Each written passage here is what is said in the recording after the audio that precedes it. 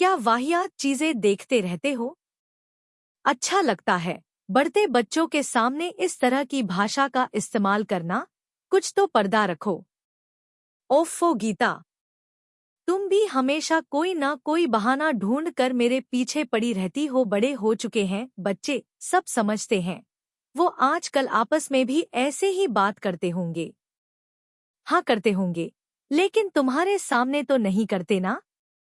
2 दिन पहले drawing room में टीवी पर चल रहे वेब सीरीज में हीरो विलेन के साथ हाथापाई करने से पहले उसे मामबहनों से संबंधित हर प्रकार की गाली से नवाज रहा था कि अचानक दरवाजा खुला और विभोर अपने कमरे से बाहर निकला।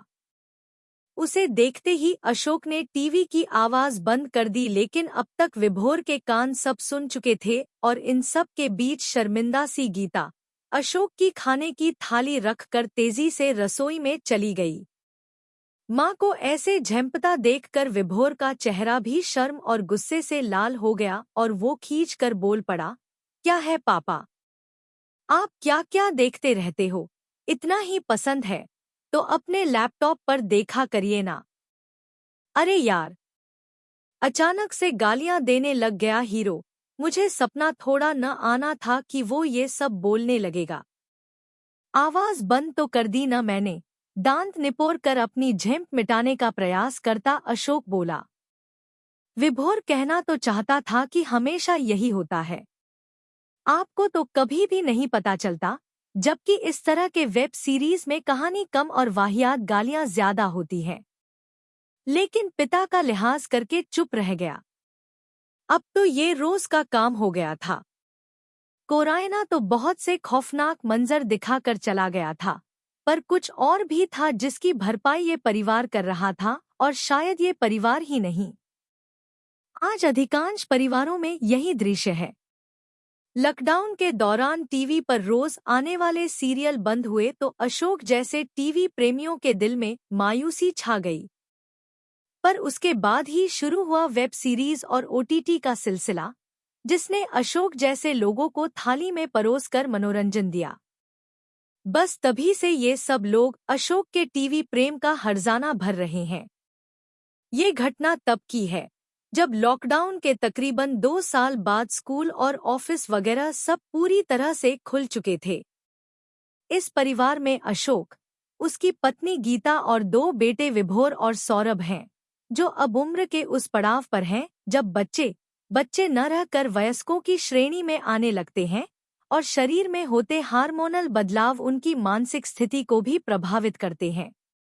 वैसे भी कोरोना काल में 2 साल तक घर पर रहने से बच्चों में बहुत से भावनात्मक बदलाव देखने को मिल रहे हैं।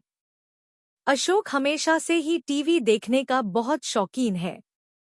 हर चैनल पर आने वाले सीरियल के बारे में उसे पता होता था। ऑफिस से आते ही जैसे वो टीवी का रिमोट अपने हाथ में ले लेता था, उसे देखकर गीता कई बार सोच में पड़ जाती थी कि लोग तो औरतों को यूं ही बदनाम करते हैं कि वो डेली सोप बहुत देखती हैं।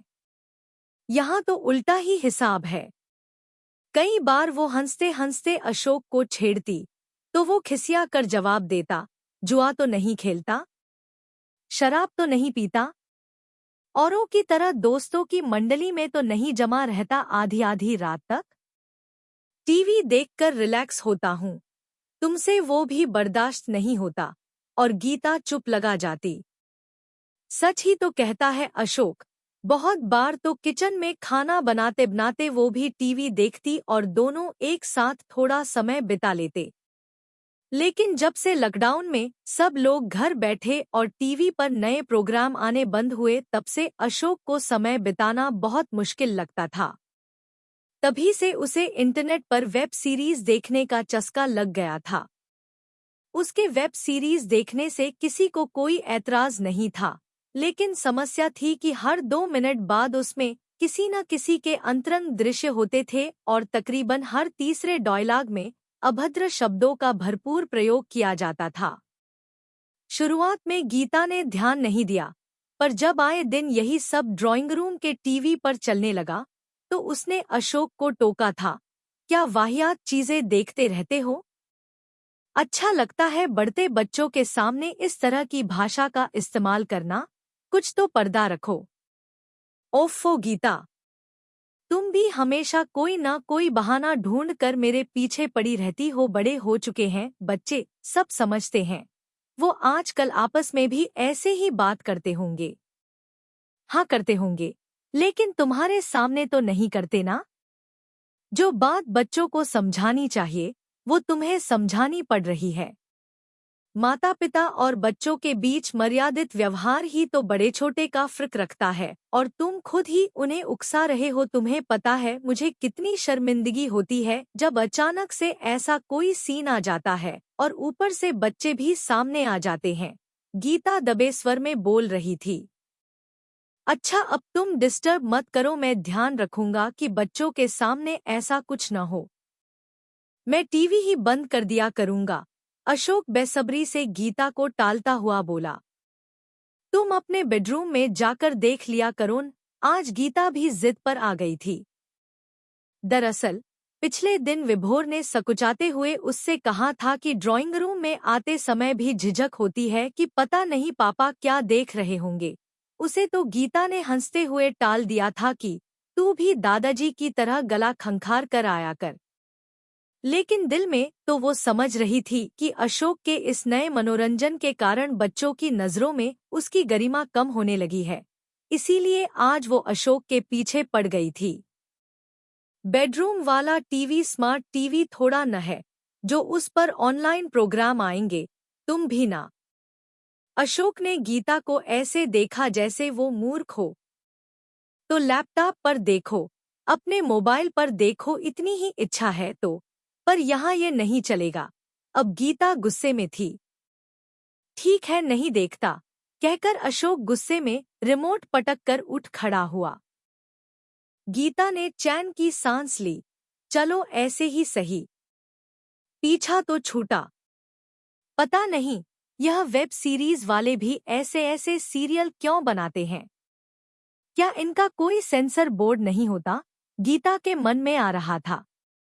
3-4 दिन तो बड़ी शांति रही। बच्चे भी आराम से ड्राइंग रूम में बैठकर एक दूसरे के साथ मस्ती मजाक कर रहे थे।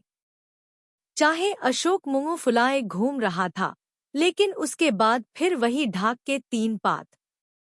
धीरे धीरे अशोक ने फिर से टीवी ऑन करना शुरू किया, पर अब शेर के मुंह में खून लग चुका था। डेली सोप की बजाय उसे वेब सीरीज में ज्यादा आनंद आने लग गया था। डेली सोप से चैनल बदलकर वेब सीरीज कब शुरू हो जाती, इसका पता तब चलता जब गालियां कानों में पड़ती। गीता छटपटा के रह जाती कि इस बात पर कितना क्लेश किया जाए। कोरोना काल खत्म हुआ और सब अपने अपने कामों पर वापस लौटे तो गीता को लगा कि अब सब ठीक हो जाएगा, पर ये उसकी भूल साबित हुई। बल्कि अब तो पूरा पूरा वीकेंड इन वेब सीरीज की भेंट चढ़ जाता। कहीं आना जाना होता तब भी टाइम टेबल बनाना पड़ता कि कितने बजे एपिसोड खत्म होंगे। नतीजा ये हुआ कि बच्चे धीरे धीरे अपनी दुनिया में सिमटते चले गए और पिता से दूर होने लगे। अपने अपने कॉलेज से आकर वो या तो घर से बाहर निकले रहते या फिर अपने कमरों में घुसे रहते। अशोक का कहना था, बच्चे भी अपने मतलब की सब चीजें देखते होंगे, तुम मेरे पीछे क्यों पड़ी रहती हो। वो इस नए नशे में डूबा ये देख ही नहीं पा रहा था कि परिवार हो या समाज, हर व्यक्ति को अपने अधिकारों की सीमा रेखा तय करनी पड़ती है, तभी सब कुछ मर्यादित रहता है। गीता खुद को बहुत असहाय सा महसूस कर रही थी। पुराने दिनों की याद, जब पूरा परिवार एक साथ बैठकर डिनर करता था और एक दूसरे से अपनी बातें शेयर करता था। गीता की आंखें नम कर जाती। कल को बच्चों के शादी ब्याह होंगे तब, ये सोच गीता परेशान सी हो जाती। यूं लग रहा था जैसे अशोक को किसी नशे की लत पड़ गई हो। अचानक एक रविवार को जब सारी दोपहर एक के बाद एक एपिसोड देखते अशोक ने पूरे घर को अपने अपने कमरों में बंद रहने की मानो सजा सुनाई हुई थी। विभोर तमतमाता हुआ अपने कमरे से निकला और छोटे भाई सौरभ के कमरे में पहुंचकर ऊंची आवाज में उसे वो सारी गालियां एक सांस में दे गया जो वेब सीरीज पर सुनाई पड़ती थी। छोटे बेटे के कमरे में कपड़े तह करती गीता ने कानों में उंगलियां दे दी। छोटा सौरभ बड़े भाई विभोर को हकबकाया सा देख रहा था कि मैंने क्या किया, और दूसरी तरफ अशोक को काटो तो खून नहीं। टीवी तो जाने कब का बंद हो गया था और पूरे घर में ऐसा सन्नाटा था कि सुई भी गिरे तो आवाज आए। ये क्या बदतमीजी है? ये कोई तरीका है बात करने का? गुस्से में उबलता अशोक का स्वर सुनाई दिया। क्यों पापा? यह तो बहुत आम है ना।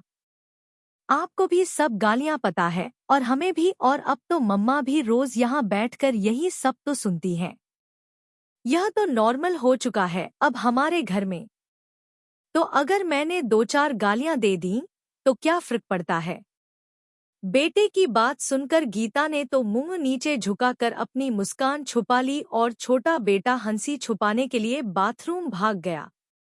उसी दिन अमेज़न स्टिक का ऑर्डर प्लेस कर दिया गया और जब तक स्टिक नहीं आई तब तक ड्राइंग रूम में ऐसी वेब सीरीज नहीं चली जिसमें इस तरह की गाली-गलौज वाली भाषा थी।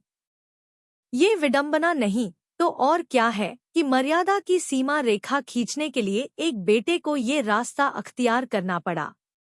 निश्चित ही बेटे का तरीका गलत था, पर सीख सही थी। सच में आजकल जो वेब सीरीज दिखाई जा रही है उन्हें आप परिवार के साथ बैठकर तो देख ही नहीं सकते। कई बार अकेले में पति पत्नी भी शर्मिंदा हो जाते हैं। जितनी बढ़िया कहानी होती है उतनी ही ज्यादा गाली गलौज भी। 18 साल से ऊपर वाली फिल्मों को इस सर्टिफिकेट दिया जाता है, जहां सिनेमा हॉल में अवयस्क बच्चों का प्रवेश वर्जित होता है। अगर वो फिल्म टीवी पर आती भी है तो सेंसर होकर, लेकिन इस तरह की वेब सीरीज को सर्टिफिकेट देना न देना बराबर है, क्योंकि इंटरनेट के माध्यम से ये हर घर में अपनी पैठ बना चुके हैं। इनका तोड़ है तो सिर्फ यही कि घर के बड़े इस नए और तकनीकी नशे के आदी न होकर उदाहरण सेट करें, ताकि बच्चे भी उनके नक्शे कदम पर चलें, क्योंकि नशा कोई भी हो बर्बादी ही लाता है।